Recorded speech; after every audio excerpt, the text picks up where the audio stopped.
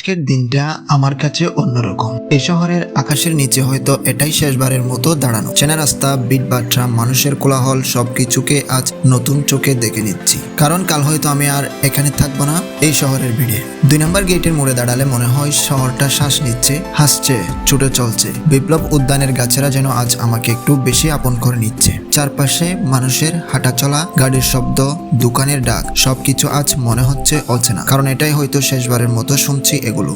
এই শহর আমার স্বপ্ন, আমার প্রাণ। তবুও সময়ের টানে জীবনের নতুন পথে আজ আমাকে ছাড়তে হচ্ছে প্রিয় এই চট্টগ্রামকে।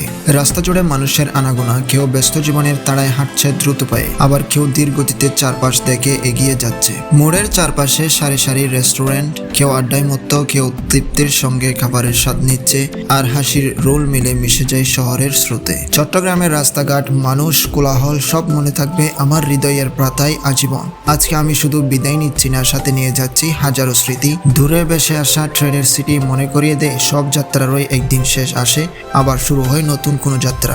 আমি এনএস মানিক খান, আসছি নতুন পথের গল্প নিয়ে, কিন্তু হৃদয়ের এক কোণে চট্টগ্রামকে বাঁচিয়ে রেখেই। আমি পাশে থাকবো আপনাদের আরো গল্প নিয়ে, চট্টগ্রামের প্রাণ থেকে উঠে আসা জীবনের রং নিয়ে। যদি এই যাত্রার মুহূর্তগুলো আপনাদের ভালো লেগে থাকে তাহলে আমার পাশে থাকবেন, ফলো করবেন আমার ফেসবুক পেজ এবং সাবস্ক্রাইব করবেন আমার ইউটিউব চ্যানেল। ধন্যবাদ সবাইকে এতক্ষণ ভিডিওটি দেখার জন্য। সবাই সুস্থ থাকবেন, ভালো থাকবেন। আল্লাহ হাফেজ।